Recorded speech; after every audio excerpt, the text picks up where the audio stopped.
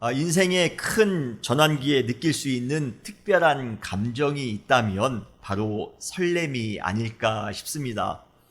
우리가 한국을 떠나 미국에 처음 올 때 여러분 인생에 얼마나 큰 전환기입니까? 그때 아마 우리 마음 가운데 설레는 마음이 있으셨을 겁니다.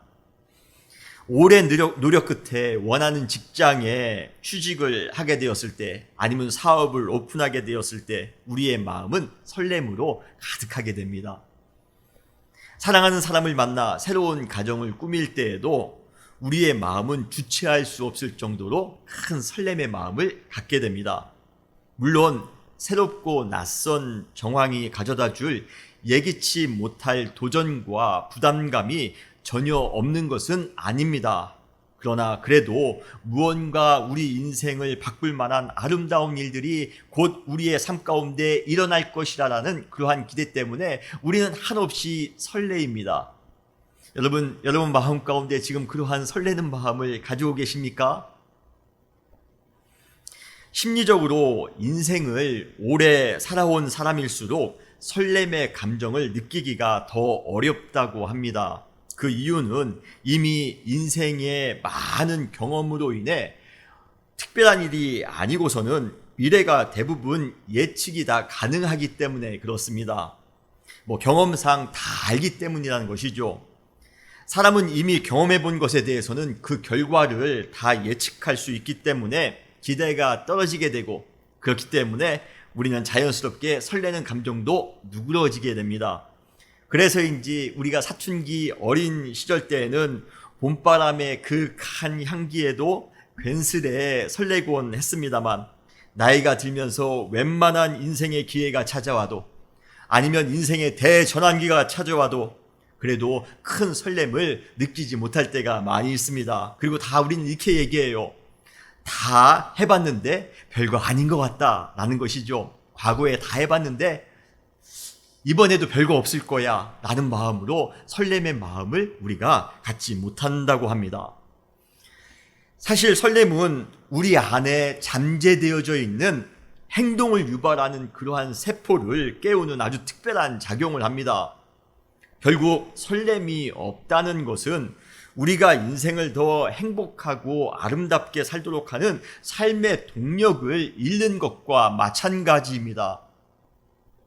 그러므로 우리 앞에 인생의 전환기가 찾아왔을 때 겁내거나 회피할 것이 아니라 그 시간을 설렘의 감정을 회복하는 시간으로 만드셔야 됩니다. 그때 우리는 우리의 영혼을 생의 에너지, 인생의 에너지로 가득 채우며 살아갈 수가 있는 것입니다. 지금 우리는 인생의 전환기, 아니 시대적인 전환기를 지금 살아가고 있는 중입니다. 우리가 지금까지 1년 4개월 동안 팬데믹이라는 그러한 역사적인 괴물을 만나 정상적인 삶을 우리가 다 빼앗기며 살았습니다. 참 억울했어요. 참 답답했습니다.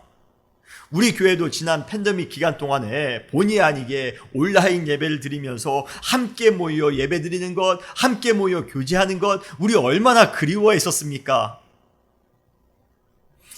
이제 저희 교회는 다음 주부터 공식적으로 대면 예배를 시작하려고 합니다. 새로운 전환기를 맞이하여 우리가 이 기간을 영적인 전환기로 삼아야 되지 않을까요? 여러분, 우리가 이제 새로운 전환기를 맞이하게 됐는데 여러분 우리 마음 가운데 설렘이 없다면 그것은 문제입니다. 여러분, 우리가 이 기간을 설렘의 기간으로 만드시기를 바랍니다. 그래서 우리 안에 잠재되어져 있는 그 행동을 유발하는 세포들을 깨우시기를 바랍니다.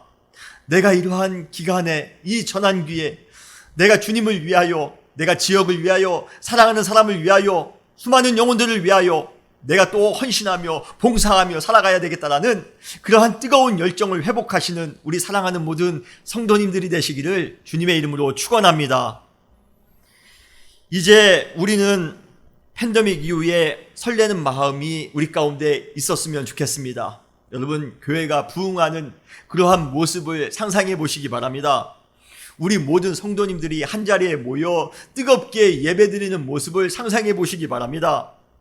주변의 수많은 사람들에게 복음을 전하는 모습을 상상해 보시길 바라요. 우리의 지역과 우리의 가정이 하나님의 나라로 변화되는 그러한 모습을 상상해 보시기 바랍니다. 이렇게 우리가 꿈꾸는 교회, 우리가 꿈꾸는 가정, 우리가 꿈꾸는 지역이 단순히 꿈으로 끝나는 것이 아니라 현실이 되어 되어가는 그러한 역동적인 과정을 우리가 예언적으로 볼 수가 있다면 얼마나 설레일까요? 팬데믹 이후에 하나님께서 우리 가운데 불어넣어 주실 그 부흥을 우리가 상상한다면 여러분 설레지 않습니까? 우리 사랑하는 모든 성도님들 얼마나 보고 싶었습니까? 다 함께 모여 기쁨으로 예배드린다면 여러분 우리의 마음이 설레지 않겠어요? 그러한 설렘의 마음이 우리 가운데 충만히 넘칠 수 있는 지금 이 전환기의 기간이 되시기를 바랍니다. 설렘이라는 감정을 생각할 때 제일 먼저 떠오르는 성경 구절이 바로 사도행전 16장이었습니다.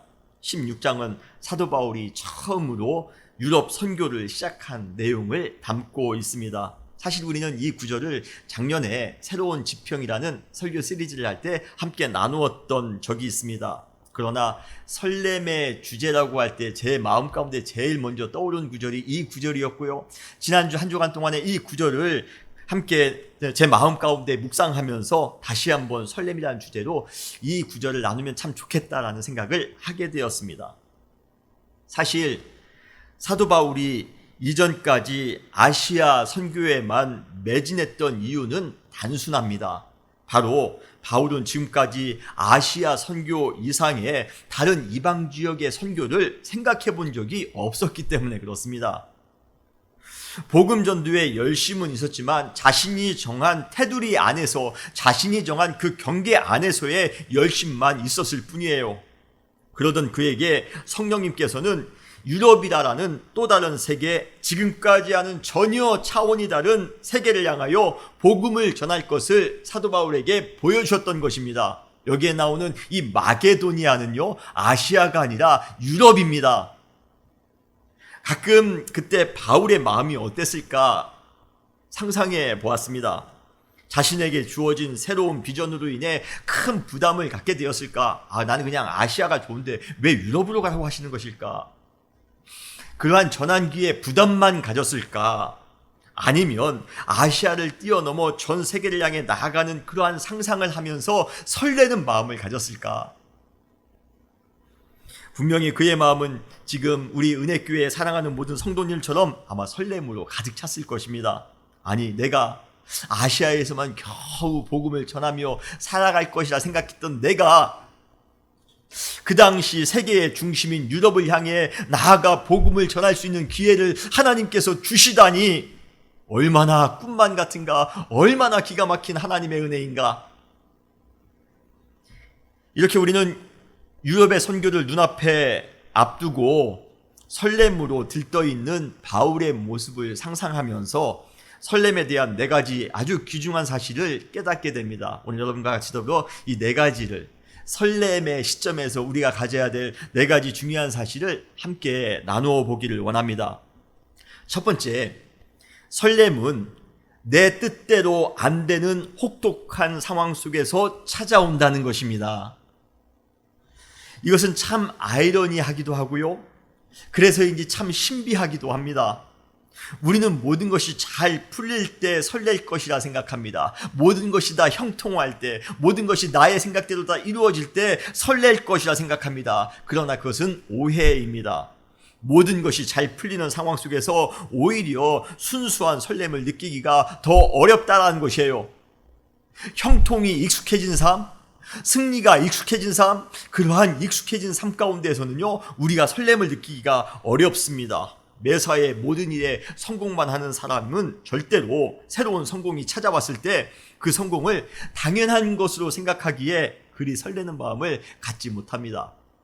그러나 쓰디쓴 실패를 여러 번 맛본 사람은 극적인 성공 앞에서 말할 수 없이 설레는 것입니다.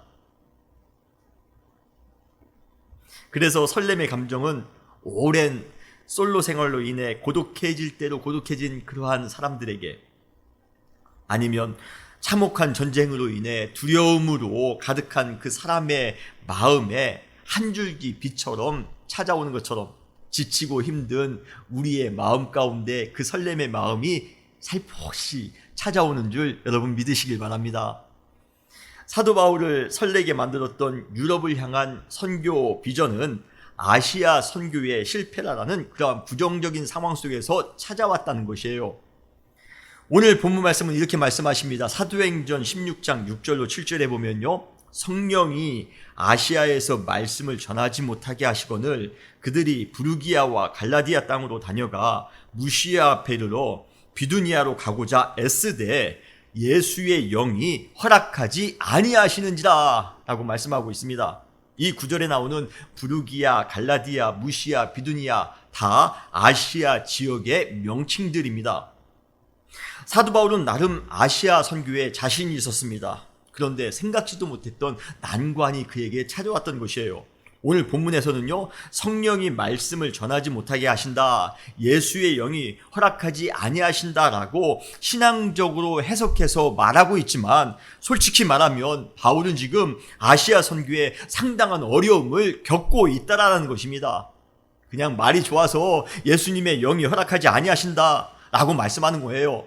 성령이 그렇게 못하게 하신다라고 말씀하시는 겁니다. 그런데 지금 사실 사도 바울의 상황은 지금 매우 어려운 상황입니다. 지금까지 경제적으로나 신분에 있어서 그리고 정치적인 영향력, 학문의 수련에 있어서 사도 바울은요, 실패한 경험이 별로 없었던 사람입니다. 아주 승승장구했던 사람이에요. 선교 사역에 있어서도 1차 선교 사역 때 약간의 어려움이 있었긴 했지만 나름대로 성공적인 선교 사역을 감당할 수 있었습니다. 그런데 그러한 그에게 이번에 실패가 찾아왔습니다. 생각대로 모든 것이 지금 이루어지지 않고 있는 상황이에요. 이미 자신이 자신 있다라고 생각했던 곳이었습니다. 이미 경험도 많이 했고요, 친숙한 지역이기도 했습니다. 그런데 의외로 실패하더라는 것이에요. 의외로 길이 열리지 않습니다. 바울의 입장에서 처음에는 그 실패를 받아들이는 것이 쉽지 않았을 것이에요. 그러나 계속해서 노력해도 안 되는 상황 속에서 그의 마음은 어쩌면 실망과 좌절로 가득 넘쳤을지 모릅니다. 그런데 이러한 실패 속에서 사도 바울 마음에 새로운 설렘이 찾아왔다는 것입니다.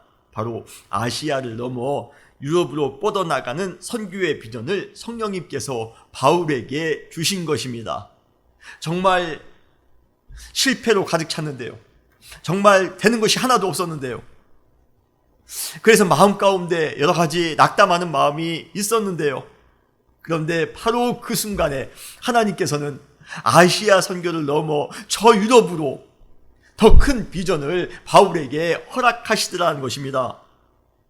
여러분, 모든 것이 내 뜻대로 안 되는 것 같을 때, 그리고 내가 처한 상황이 한없이 우리 자신을 나약하게 만드는 것 같을 때, 그래도 설렘은 우리의 삶 속에 반가운 친구처럼 찾아온다는 사실을 여러분 명심하시길 바랍니다. 사실 우리의 일상을 강타한 전염병은 모든 것이 우리의 마음대로 되지 않는다는 사실을 우리에게 아주 혹독하게 가르쳐준, 깨닫게 해준 그러한 시간들이었습니다. 그러나 우리의 인생을 뒤바꿀 극적인 대전환은 모든 것이 잘 풀리는 형통한 상황이 아니라 우리의 힘으로 할 수 있는 것이 전혀 없다는 것을 뼈저리게 느끼는 순간 찾아올 것입니다. 그러기에 더 설렐 수 있는 것이에요. 그러기에 더 설레는 마음이 우리 마음 가운데 찾아올 수 있는 것입니다. 지금도 우리 가운데 어려운 삶을 살아가고 계신 분들이 계십니까? 팬데믹 중에 아마 실패하신 분들도, 아마 더 어려워지신 분들도 계실 것입니다. 사방에 우겨쌈을 당한 것처럼 옴짝달싹도 하지 못하는 상황에 계신 분들도 반드시 우리 가운데 계실지 모릅니다. 안내의 일기에 보면 안내가 독일군의 추격으로 인해 죽음의 공포에서 두려움 가운데 떨고 있는 그 순간, 다락방 한켠의 그 창틈에서 은은하게 새어 들어오는 향긋한 바깥 공기를 마시면서 설레야 하는 모습이 그 안내의 일기에 나옵니다. 마찬가지로 우리 역시 실패와 좌절, 아픔과 고통의 현실 속에 있다 할지라도 성령께서는 우리에게도 아주 신선한 설렘의 그 기쁨을 선물로 우리에게 주실 줄 여러분 믿으시길 바랍니다. 그러기에 지금 우리는 가혹한 현실에 눌려 패배감과 상실 가운데 부정적인 인생을 살아갈 것이 아니라 주님의 은혜 가운데 우리에게 주실 새로운 대전환을 우리가 기대하면서 오히려 설레는 마음으로 살아가셔야 되지 않을까요? 지치고 힘들 때 여러분 그 순간에 설렘의 감정이 찾아온다는 것 여러분 꼭 기억하시기 바랍니다. 여러분 아직 낙담하기는 이릅니다. 아직 우리가 모든 것을 포기하기는 이릅니다. 어쩌면 지금 이 순간 우리가 바닥을 치는 그 순간 어쩌면 설렘의 그 감정이 우리 가운데 은은히 찾아오게 될 것이에요. 하나님께서 우리에게 새로운 비전을 주심으로 하나님께서 우리 마음 가운데 새롭게 위로해 주심으로 우리는 또 한 번 이 시기에 설렘을 느끼게 될 것입니다.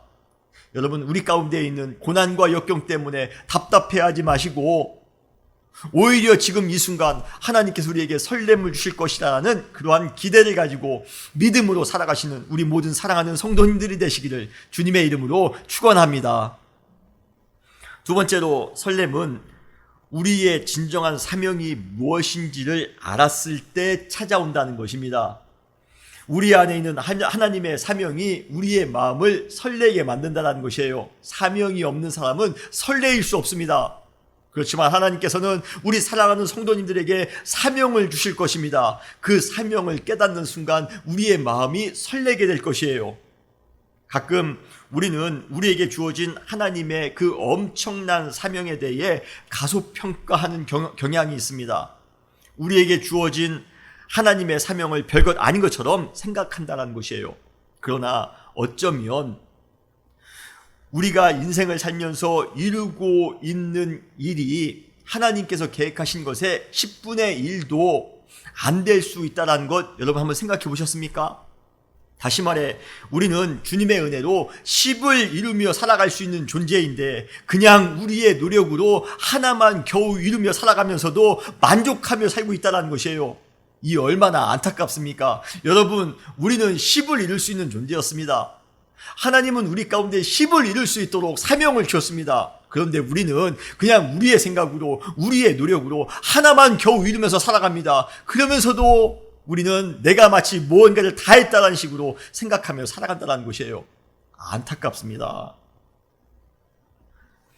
그런 사람은요 절대로 영적인 설렘을 느낄 수가 없습니다. 여러분 자신들을 가소평가하지 마시기 바랍니다. 하루는 아시아 선교 사역이 잘 풀리지 않았을 때 바울이 잠을 자다가 꿈을 꿉니다. 그 꿈에서 누구를 만납니까? 마게도니아 사람을 만납니다. 마게도니아 사람은 바로 유럽 사람입니다. 아시아 사람이 아닙니다. 그 유럽 사람이 갑자기 꿈에 나타났습니다. 그 꿈을 꾼 이후에 바울이 이렇게 고백합니다. 오늘 본문 사도행전 16장 10절입니다.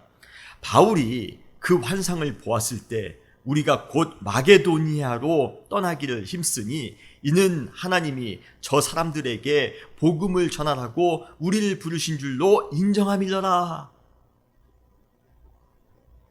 사실 그는 지금까지 자신의 선교 범위를 아시아로만 한정했었습니다. 아니 아시아로도 충분하다고 그는 생각했어요. 그는 이렇게 자신의 사명을 과소평가했던 것입니다. 그러나 꿈을 통해 자신의 사명이 자신이 생각했던 것보다 훨씬 크고 원대하다는 것을 깨닫게 됩니다. 바로 아시아를 넘어 유럽까지 나아가 복음을 증거하는 것이었습니다. 하나님께서 생각했던 바울의 존재는 바울 자신이 스스로 생각했던 것보다 훨씬 더 컸던 것입니다. 훨씬 더 엄청난 존재였던 것입니다. 이 사실을 바울이 깨닫게 되었을 때 얼마나 그 마음이 설렜을까요? 나는 아시아만 선교할 줄 알았는데 하나님은 나를 그 정도의 사람으로가 아니라 저 유럽까지 선교할 수 있는 사람으로 세우셨다는 것입니다. 사명을 깨달았을 때 하나님이 나에게 주신 그 엄청난 원대한 사명을 깨달았을 때 우리는 흥분할 수밖에 없습니다. 우리는 설렐 수밖에 없습니다. 우리를 향한 하나님의 사명을 올바로 깨달은 사람은요, 설렘이 넘칠 수밖에 없습니다. 하나님의 사명은 우리 스스로가 생각하는 우리 자신의 목표보다 훨씬 더 크고 아름답습니다. 그런데 아직도 내 계획대로 내가 생각하는 범위 안에서 살아가고 있지는 않습니까? 나는 그냥 적당한 회사 다니면서 우리 가정만 잘 먹고 잘 살면 돼. 그냥 웬만한 집 구비하고 우리 자녀들 잘 키우고 살면 그것으로 충분해. 나는 주일날 교회 나가서 그냥 1시간 예배 드리는 것만으로도 충분해. 굳이 힘들게 봉사하거나 힘들게 헌신할 필요가 있는가? 내 가족만 챙기며 살기도 힘든데 어떻게 다른 사람들에게까지 신경 쓰며 살 수 있단 말인가? 여러분 정말 그렇게 생각하십니까? 여러분 정말 여러분을 그 정도로만 생각하고 계십니까? 여러분 우리는 우리가 생각했던 것보다도 훨씬 더 큰 존재이며 주님을 위해, 지역을 위해, 시대를 위해 더 큰 일을 감당할 수 있는 존재입니다. 왜 그런데 우리를 왜 자꾸 가소평가하십니까? 왜 우리를 작은 자로 우리 스스로가 만들고 계십니까? 하나님께서 우리를 향해 가지고 계신 사명의 크기를 깨닫는다면 아마 우리는 깜짝 놀라게 될 것입니다. 여러분 오늘 우리가 기도하시면서 하나님이 우리 가운데 진정으로 주시는 사명이 무엇인가를 영적으로 확인하시는 우리 모두가 되시기를 주님의 이름으로 축원합니다. 하나님의 그 큰 사명을 우리가 깨닫게 된다면 와 주님 제가 이 정도의 사람이었군요. 여러분 우리가 그 사실을 깨닫게 된다면 얼마나 우리의 마음이 설렐까요? 성경의 인물들 역시 자신들이 가지고 있는 인생의 목표보다 하나님께서 자신들을 위해 가지고 계신 목표가 훨씬 더 크다는 사실을 깨달은 사람들이었습니다. 미디안 광야에서 평생 양만 치며 살 것이라 생각했는데요. 그러한 목자 모세가 떨기나무 가운데에 임재하신 하나님으로부터 민족을 구원할 사명이 자신에게 있다는 사실을 깨닫게 된 순간 그의 마음이 아주 얼마나 두근거리며 떨렸겠습니까? 막내 아들로 태어나 목동으로 살아온 다윗이었습니다. 그런데 그 다윗에게 왕의 사명이 주어졌다는 것을 깨닫게 되었을 때 다윗이 얼마나 설렜을까요?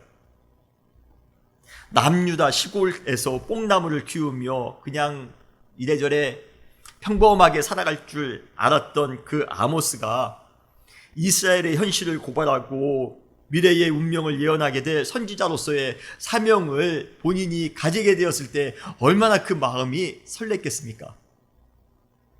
베드로는 평생 어부로서 아무도 알아주지 않는 삶을 살아갈 뻔했습니다. 그랬던 베드로에게, 그랬던 수많은 제자들에게 예수님께서 찾아오셔서 사람을 낚는 어부가 되게 하리라 말씀하셨을 때 여러분 제자들의 마음이 얼마나 설렜을까요? 하나님께서 오늘도 우리 가운데 찾아오심을 여러분 믿으시길 바랍니다. 주님께서 우리에게 찾아오셔서 교회를 위해, 지역을 위해, 시대를 위해 여러분들을 특별한 사명자로 부르실 것입니다. 여러분 믿으시기 바라요. 하나님께서는 우리가 생각했던 것보다 훨씬 더 위대한 존재로 우리를 세워가실 것입니다. 우리가 그러한 특별한 존재라는 사실을 깨닫게 된다면 우리 역시도 설렐 수밖에 없을 것이에요. 사도 바울이 자신을 위해 가지고 계신 하나님의 그 원대한 사명을 깨닫고 설렜던 것처럼 우리 역시도 우리를 위해 가지고 계신 하나님의 그 아름다운 사명을 깨닫고 설레는 마음으로 또 하루하루를 살아가시는 우리 모든 사랑하는 성도님들이 되시기를 주님의 이름으로 축원합니다. 여러분들은 여러분들이 생각했던 것보다 훨씬 더 큰 존재입니다. 훨씬 더 위대한 존재입니다. 여러분 스스로를 가소평가하지 마시고 여러분 스스로를 낮추지 마시고 하나님의 사명에 집중하시기 바랍니다. 하나님께서 여러분들을 큰 자로 세워가실 것입니다. 그것을 기대하며 설레는 마음으로 또 한 번 살아가시는 우리 모두가 되시기를 주님의 이름으로 축원합니다. 세 번째로 설렘을 느끼는 순간은 또한 기도하는 시간이기도 하다는 것입니다. 우리의 마음에 설렘의 감정이 찾아왔습니까? 그러면요, 그 시간은 기도하는 시간입니다. 드디어 바울은 설렘의 마음을 가지고 유럽의 첫 성인 빌립보 지역에 도착했습니다. 모든 것이 낯설기만 한 유럽 지역에 도착했을 때 저는 처음에 이 사도 바울은 막막하지 않았을까 생각을 해요. 꿈과 사명을 가지고 일단 유럽 지역으로 넘어왔는데 모든 것이 다 막막하기만 합니다. 모든 것이 다 생소하기만 합니다. 저는요, 이 바울의 마음을 충분히 이해할 수 있을 것 같습니다. 저는 개척에 대한 큰 기대를 가지고 애틀란타에 제가 도착했을 때 제가 제일 처음으로 간 곳이 바로 한인마트였습니다. 한인마트에 와서 저는 선포하려고 했어요. 이제 내가 왔노라. 예, 아주 자신 있게 선포를 하려고 갔습니다. 그런데 한인마트의 현관에 서서 그곳에 들어오는 한인들을 바라보는 순간 온몸을 짓누르는 듯한 막막함 때문에 얼마나 마음이 힘들었는지 모릅니다. 그리고 그 짓눌리는 막막하고 생소한 그 느낌이 지나자마자 제 마음 가운데 의심과 회의의 마음이 싹 트더라는 것이에요. 정말 가능할까? 이러한 곳에서 개척이 가능할까? 우리 지금 내 식구만 지금 왔는데 이것이 정말 가능할까? 의심과 회의의 그 마음이 지나가면 갑자기 두려운 마음이 휘몰아쳐 들어오기 시작합니다. 모든 것이 다 안 될 것 같고요. 모든 것이 다 실패할 것 같습니다. 내가 원하는 대로 이루어지지 않을 것 같은 그런 부정적인 마음이 우리 마음 가운데 솟아나더라는 것입니다. 이렇게 부정적인 마음이 우리의 마음을 주도한다면 이 상황을 우리 스스로의 능력으로 극복하는 것은 이제 불가능해집니다. 여러분도 아마 인생을 살아오시면서 그러한 마음을 다 가지셨을 것이에요. 그런데 이러한 상황을 이기기 위해 필요한 것이 단 하나가 있습니다. 그것이 무엇입니까? 바로 무릎 꿇고 주님 앞에 기도하며 나아가는 것입니다. 여러분 믿으십니까? 기도 이외에 이러한 부정적이고 연약한 마음을 이길 수 있는 것이 아무것도 없더라는 것이에요. 그래서 애틀란타에 도착하자마자 아무 교회에 새벽 예배에 가서 그때 기도했던 기억이 납니다. 기도밖에는 이것을 이겨낼 수 있는, 이 마음을 이겨낼 수 있는 방법이 없다라는 것이에요. 분명히 사도 바울도 그 사실을 알았나 봅니다. 막막함과 생소함, 의심과 회의, 두려운 마음이 아주 차곡차곡 그 마음 가운데 쌓여져 갈 때 그가 택한 방법은요, 낙심하거나 포기하는 것이 아니었습니다. 무릎 꿇고 기도하는 것이었습니다. 그가 유럽의 첫 성인 빌립보 지역에 들어갔을 때 그가 처음으로 했던 사역은 바로 기도처를 찾는 것이었습니다. 오늘 본문에 보면 사도행전 16장 12절로 13절에 보면 거기서 빌립보에 이르니 이는 마게도니아 유럽의 첫 성이요 또 로마의 식민지라. 이 성에서 수의를 유하다가, 저는 이 수의를 유하다가 아마 막막한 마음으로 수의를 유했을 겁니다. 그러다가 안식일에 우리가 기도할 곳이 있을까 하여 사도 바울이 기도할 마음을 갖게 된 것입니다. 이러한 상황 가운데에서 이겨낼 수 있는 방법은 기도밖에 없다는 것을 사도 바울은 정확하게 알고 있었던 것입니다. 설렘이 봄바람에 아련한 향기로 끝나지 않고 우리의 삶과 우리의 환경을 변화시키는 강력한 힘이 되기 위해 우리가 반드시 해야 될 것은 기도입니다. 기도는 우리 마음에 생겨난 이 설레는 감정을 승리의 무기로 바꾸는 그러한 힘이 될 것입니다. 그러므로 설렘의 때는 동시에 기도의 시간이기도 합니다. 1년 4개월 만에 우리는 다음 주부터 대면 예배를 공식적으로 드립니다. 여러분, 저는요 사실 얼마나 제 마음이 설레는지 모르겠습니다. 함께 신앙생활을 했던 우리 모든 성도님들과 더불어 다시 만나 예배드릴 생각을 하니 얼마나 마음이 설렌지 몰라요. 그리고 정말 생각지도 못했던 새로운 분도 우리 교회에 오셔서 교회를 위해서 헌신하며 살겠습니다라고 하는 그러한 분을 만나게 될 것이라 생각하니 마음이 설렙니다. 그리고 팬데믹 이후 우리 교회를 통해 우리의 지역이 복음으로 그리고 우리의 사랑과 위로로 변화될 것이라 생각하니 마음이 두근거리기도 합니다. 아마 저뿐만 아니라 여기 계신 모든 분들도 아마 그러한 마음을 가지고 계실 것입니다. 그러나 그러한 설렘의 마음이 있지만, 그러한 아주 부흥의 모습을 상상하곤 하지만, 그러나 제 개인적으로 두려운 것이 있다면 이러한 설렘이 열매 없는 설렘으로 그냥 끝날까 하는 것입니다. 여러분, 사랑이 찾아왔을 때 얼마나 우리의 마음이 설렙니까? 그러나 그 사랑을 이루지 못하고 설레는 것만으로 그냥 짝사랑만 하며 끝난다라면 그 설렘은 고통으로 변화될 것입니다. 마찬가지로 설렘은 이루어질 때 비로소 우리의 인생은 더욱더 행복해질 수 있는 것입니다. 팬데믹 이후 우리 교회가 새로운 지평을 열고 새로운 사역을 하면서 그리고 수많은 설레는 일들로 가득하게 될 것이라 저는 믿습니다. 그러나 설렘이 설렘으로만 끝나서는 안 됩니다. 우리의 상상이 상상으로만 끝나서는 안 돼요. 우리가 꿈꾸는 교회, 우리가 꿈꾸는 가정이 그냥 꿈으로만 끝나서는 안 된다는 것입니다. 설렘은 우리의 삶의 형통으로, 우리의 가정에는 축복으로, 우리의 교회에는 부흥으로, 또 우리의 모든 전 세계에는 평화로 이어져야 됩니다. 그러기 위해 여러분, 우리에게 지금 당장 필요한 것은 무엇입니까? 바로 무릎 꿇고 기도하는 것입니다. 여러분, 우리가 기도할 때 그 설렘이 우리의 삶 가운데 이루어짐을 여러분 믿으시길 바랍니다. 예수님께서 승천하셨습니다. 이제 제자들은 정말로 스승 없이 오롯이 자기들끼리만 이 세상에 남게 된 것입니다. 그래도 그들은 예수님께서 얼마 전에 그들에게 보내주실 것이라, 내가 승천한 이후에 누군가를 보내주실 것이라는 그러한 약속을 하신 것 때문에 그들은 그것을 기다리면서 하루하루 설레는 마음으로 보낼 수 있었습니다. 언제 오실까? 그분이 오시면 우리의 삶이 또 어떻게 또 새롭게 변화될까? 그러한 설레는 마음을 갖게 됐습니다. 그런데 이때 제자들은 단순히 설레는 마음으로 기다리기만 했던 것이 아니라 기다리면서 그들 모두가 함께 했던 것이 있습니다. 그것이 무엇입니까? 바로 함께 모여 기도하는 것이었습니다. 사도행전 1장 13절로 14절에 보면 그들이 유하는 다락방으로 올라가니, 예수님께서 승천하신 이후에 제자들이 함께 모여 다락방으로 올라갔다는 것입니다.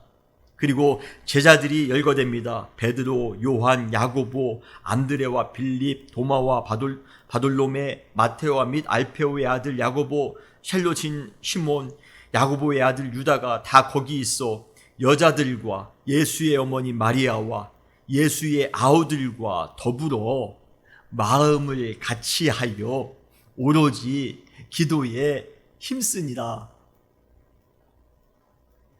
이렇게 그들이 설레는 마음만 가지고 있었던 것이 아니라 다락방에 함께 모여 기도에 힘쓸 때 드디어 오순절날 예수님께서 약속하셨던 것 무엇이죠? 바로 성령님이십니다. 성령님께서 아주 강하게 그들이 기도하는 곳 가운데 실제로 임했다는 것입니다. 여러분, 설렘은 기도를 통해 실현시킬 수 있습니다. 만약 설렘만 있고 기도하지 않는다면 허무한 설렘으로, 열매 없는 설렘으로 끝나게 될 것입니다. 제자들이 성령님의 오심을 설렘으로 기다리기만 한 것이 아니라 그 설렘의 마음을 가지고 함께 모여 기도함으로써 정말 성령의 충만함을 체험했던 것처럼, 마찬가지로 우리 역시도 팬데믹 이후에 우리 교회 안에 이루어질 부흥의 역사를 설레는 마음으로 기다리기만 하는 것이 아니라 그 부흥의 역사가 우리 교회 가운데 실제로 이루어질 수 있도록, 우리의 가정 가운데 실제로 하나님의 놀라운 역사가 이루어질 수 있도록 우리는 지금 이 순간에 무릎 꿇고 기도해야 됩니다. 여러분, 설렘의 마음이 여러분 가운데 있으십니까? 그러면 그때가 기도할 때임을 여러분 아시고 무릎 꿇고 기도하시기 바랍니다. 그때 우리를 설레게 하는 그러한 일들이 우리의 삶 가운데, 그리고 우리의 가정과 우리의 교회 가운데 그대로 이루어질 것이라 믿습니다. 여러분 마음 가운데 설렘의 마음이 생겼습니까? 대면 예배를 시작하면서 설렘의 마음이 생기셨습니까? 새로운 후반기를 시작하면서 설렘의 마음이 생겼습니까? 여러분 삶 가운데 새로운 전환기를 맞이하여 설레는 마음이 생겼습니까? 설레는 마음이 생기는 그 순간 설렘의 마음에 도취되지만 마시고 여러분 무릎 꿇고 기도하시기 바랍니다. 부르짖어 기도하세요. 새벽에 주님을 찾으세요. 금식하며 주님 앞에 기도하세요. 함께 모여 기도하세요. 기도할 때 여러분의 설렘은 여러분이 꿈꾸는 모든 꿈이 그대로 실현될 것이라 믿습니다. 그러한 놀라운 부흥의 역사를 우리 교회와 우리 가정 가운데 또 한 번 실제적으로 경험하며 살아가시는 우리 모든 성도님들이 되시기를 주님의 이름으로 축원합니다. 마지막 네 번째, 설렘의 하이라이트는 만남에 있습니다. 설렘의 때에 우리는 누군가를 만나게 될 것입니다. 우리의 평생을 함께 동역할 동역자를 만날 수 있습니다. 평생 영적 추억을 공유할 성도도 만날 수 있습니다. 설렘의 순간은 사랑하는 사람을 만날 수도 있고 우리의 개인의 운명을 바꿀 수 있는 멘토나 선생님을 만날 수도 있습니다. 이렇게 설렘은 새로운 만남의 때이기도 합니다. 여러분 마음에 설렘이 찾아왔습니까? 반드시 여러분 삶 가운데 귀한 만남이 있을 것입니다. 하나님께서 여러분 삶 가운데 귀한 만남의 축복을 허락해 주실 것입니다. 바울이 기도할 곳을 찾던 도중 바울의 사역에 있어서 아주 결정적인 일이 바울에게 일어났습니다. 무엇입니까? 바로 강가에서 자색옥감 장수를 하는, 그래서 큰 돈을 벌었던 루디아를 만나게 된 것입니다. 여러분 바울 사역에 있어서 이 루디아를 만났다는 것은요 정말 큰 은혜가 아닐 수가 없습니다. 바울이 복음을 전할 때 루디아의 마음이 열려 복음을 받아들입니다. 그뿐 아니라 자신의 집을 오픈하여 바울이 빌립보 지역에서 마음껏 선교 사역을 할 수 있도록, 마음껏 교회를 개척할 수 있도록 배려해 주었다는 것입니다. 오늘 본문 사도행전 16장 14절로 15절에 보면 두아디라시에 있는 자색옥감 장수로서 하나님을 섬기는 루디아라는 한 여자가 말을 듣고 있을 때 주께서 그 마음을 열어 바울의 말을 따르게 하신지라. 그와 그의 집이 다 세례를 받고 우리에게 청하여 이르되 만일 나를 주 믿는 자로 알거든 내 집에 들어와 유하라 하고 강건하여 머물게 하니라. 아멘. 강건하여 머물게 했다는 그런 표현을 통해서 우리는 이 루디아의 그 마음을 알 수가 있습니다. 아주 대장부 같은 그러한 여인이었던 것 같습니다. 그러기에 이 루디아를 통해 빌립보 교회가 아주 든든하게 세워져 갑니다. 아주 빌립보 교회를 개척했던 1등 공신이 됩니다. 그리고 그 이후에도 사도 바울이 여러 지역을, 전 세계를 다니며 복음을 증거할 때 이 루디아는 든든한 후원자가 돼서 바울을 서포트합니다. 이렇듯 바울은 설렘의 순간에 루디아라는 그러한 열정적인 헌신자를 만남으로써 하나님의 사역을 더욱더 구체적으로 이루어갈 수 있었다는 것입니다. 사도 바울의 새로운 사역을 시작하는 그 전환기에 그 설레는 마음으로 가득할 때 평생의 동역자이며 후원자였던 루디아를 만났던 것처럼 우리 역시도 새롭게 이제 대면 예배를 시작하려 합니다. 그리고 팬데믹 이후에 새로운 지평을 열려고 합니다. 이러한 설렘의 순간에 반드시 여러분 삶 가운데 좋은 만남의 축복이 있을 것이라 믿습니다. 우리에게 이러한 설레는 마음이 있을 때 정말 생각지도 못했던 사람들을 만나게 될 것이에요. 여러분 기대되지 않습니까? 우리와 함께 한 마음으로 교회를 세워갈 새로운 사람을 만나게 될 것입니다. 우리의 지역의 복음화를 위해서 함께 헌신할 아주 귀한 사람을 만나게 될 것입니다. 서로 영적으로 교통하며 서로 영적으로 선한 영향력을 주면서 함께 신앙을 성숙하게 해나갈 그러한 귀한 사람을 만나게 될 것이에요. 서로 사랑으로 배려하며 돕는 평생의 동료를 여러분 이러한 설렘의 기간 동안에 만나게 될 것입니다. 여러분 이민사회 중에서 만남이라는 게 얼마나 힘듭니까? 마음을 우리가 함께 나눌 수 있는 사람, 함께 영적으로 우리가 같이 복음을 같이 나눌 수 있는 사람을 만나는 것이요 이민사회에서 얼마나 힘든지 모릅니다. 우리 다 지금 경험해 보셔서 아실 것입니다. 그런데 우리에게 영적 설렘이 찾아왔을 때 그때 하나님께서 귀한 만남의 축복 주심을 여러분 믿으시길 바랍니다. 그러한 만남의 축복이 우리 가운데 있을 때에 우리가 또 한번 하나님의 그 크신 은총을, 하나님의 더 큰 사역을 함께 감당해 나갈 수 있지 않을까 싶습니다. 여러분, 이제 새로운 대면 예배를 우리가 시작하게 될 것입니다. 그리고 우리 교회가 20주년을 맞이하여 새롭게 하나님의 일을 진행해 나갈 것입니다. 그리고 우리는 지금 2021년도 후반기 첫 주를 맞이하여 새로운 마음으로, 설렘의 마음으로 우리가 지금 나아가고 있습니다.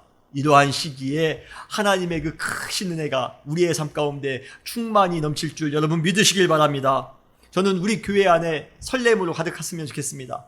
우리 사랑하는 모든 성도님들이 설렘의 마음으로 충만했으면 좋겠습니다.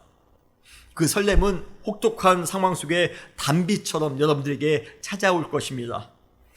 설렘은 우리의 사명이 무엇인지를 정확하게 알 수 있도록 해줄 것입니다. 여러분, 설렘의 순간 우리는 무릎 꿇고 기도하셔야 됩니다. 그리고 우리는 이 설렘의 때에 아주 귀한 만남을 갖게 될 것입니다. 여러분, 설렘의 마음을 회복하시고 교회를 위한, 그리고 지역을 위한 설렘의 마음을 가지시고 살아가실 때 하나님의 크신 은혜가 여러분 삶 가운데 충만히 넘칠 것이라 믿습니다. 오늘도 믿음으로 살아갈 수 있는 우리 모든 사랑하는 성도님들이 되시기를 주님의 이름으로 축원합니다. 다시 기도하시겠습니다.